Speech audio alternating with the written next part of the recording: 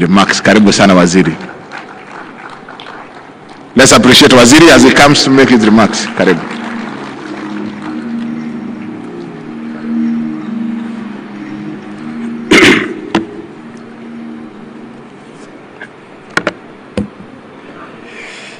Your Excellency, the Right Honorable Raila Odinga, a man who has initiated me into politics in 2005.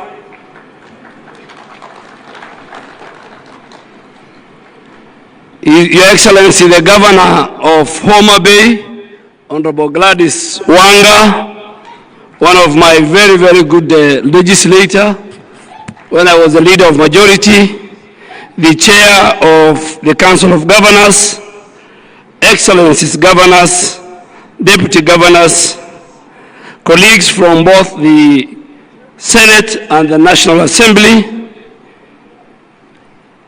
colleagues from both levels of government, our development partners, Honorable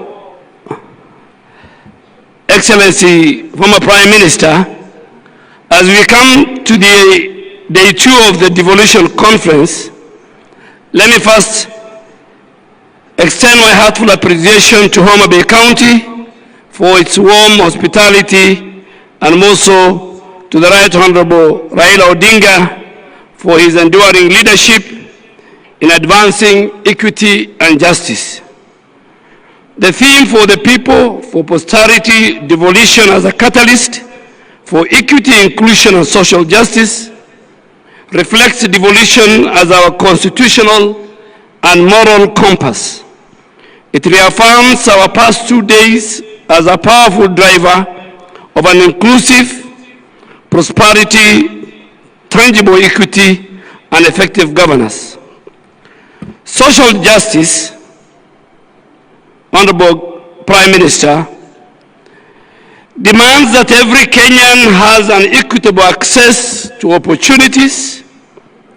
He has equitable access to protections, and he has equitable access to essential services. A goal that devolution advances by bringing government closer to the people, correcting historical imbalances, and ensuring fairness in the distribution of resource allocation. Ladies and gentlemen, Honorable Prime Minister, guided by this principle, our health reforms under the universal health coverage focuses on 4 key pillars: human resource for health, making sure equitable deployment of skilled health workers, integrating community health promoters into the formal system, and scaling up specialist training to ensure we have skilled care in every county. And Honorable Prime Minister, as a person who worked with you during the 2010 Constitution,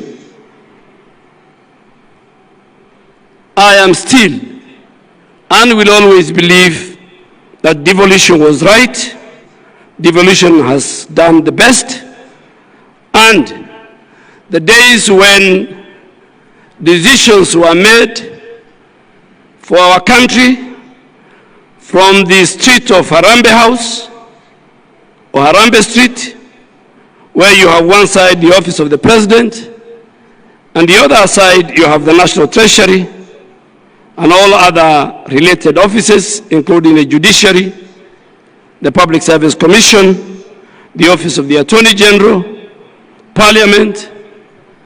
I think that is what made us go for devolution. So I still and believe, and that's why I want to confirm that I am one minister who has a very good working relationship, and I want to thank the leadership of the Council of Governors, their CECs, for health, and the entire health team at the counties, that because of my belief in devolution and health is devolved, I work with the Council of Governors and the entire leadership at our counties very well.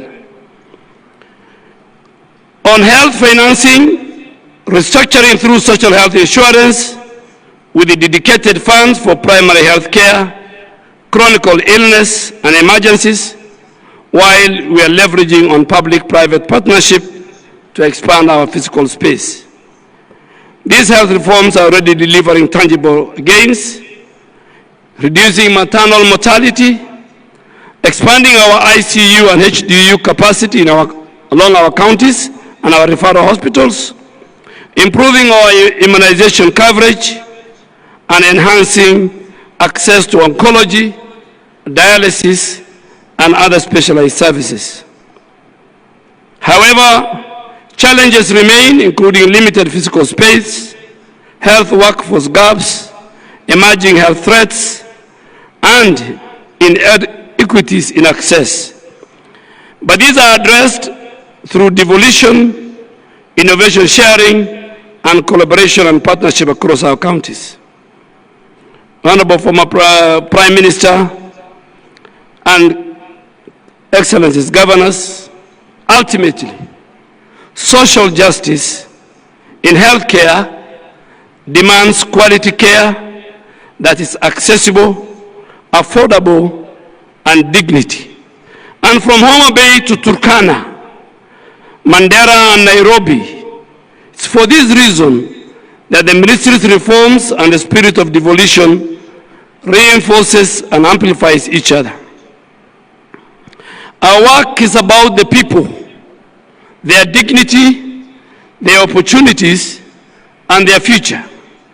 We have both the responsibility and the means to make social justice a living reality through a well-governed, well-resourced, people-centered health system. Your Excellency, the Prime Minister, before I conclude, I want to make a confession. Because there are many people here who say the former Prime Minister is the father of devolution. Maybe they have read in the newspapers, maybe they heard through the TV, but I was there on the table when you fought for devolution as a member of parliament for Langata and as a Prime Minister.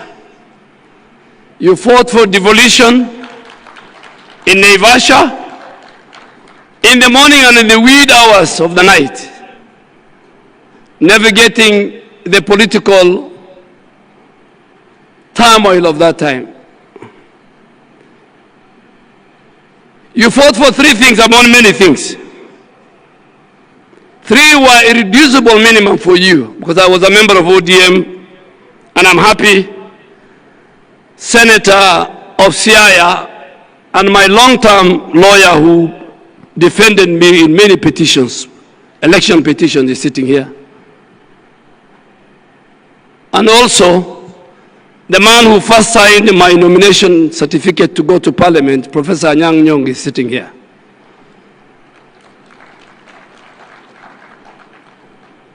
You fought for many things, but you had three irreducible minimum. You achieved two.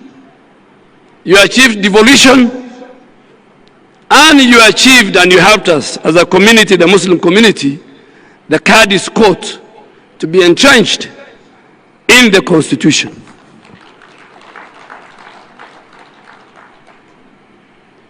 And I can tell you without fear of contradiction that when history is written, the Muslim community in our country will remember your position.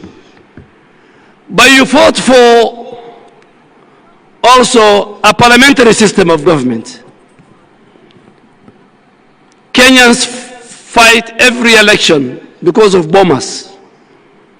You wanted to devolve the presidential election through a parliamentary system of government, where one day a son in Turkana or from Kuria will ascend and become the Prime Minister of Kenya. That did not happen. It didn't happen, but at least in everything that you look for, you don't get 100%. We got a good constitution with a very good Bill of Rights.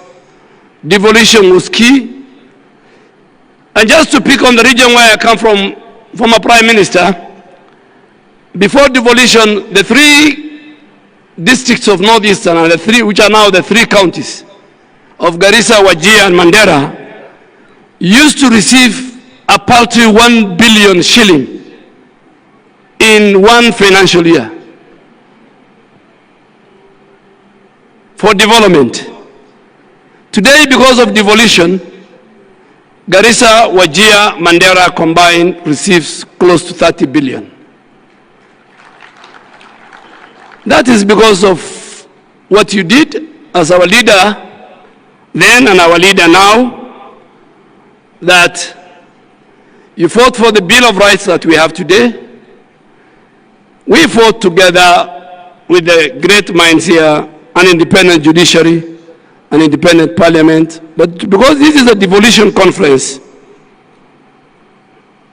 I want to thank you on behalf of the people that who are with you, some here, some who are not there. The challenges we faced in making sure that devolution was entrenched, that governance was given to the people of Kenya, and the sharing of their resources was given to the people of Kenya.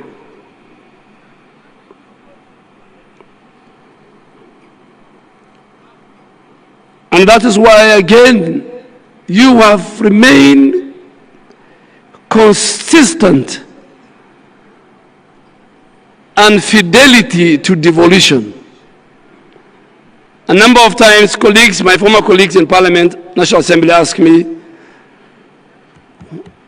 why is the former Prime Minister sometimes hard on us when it comes to the Senate? And I want to say it here.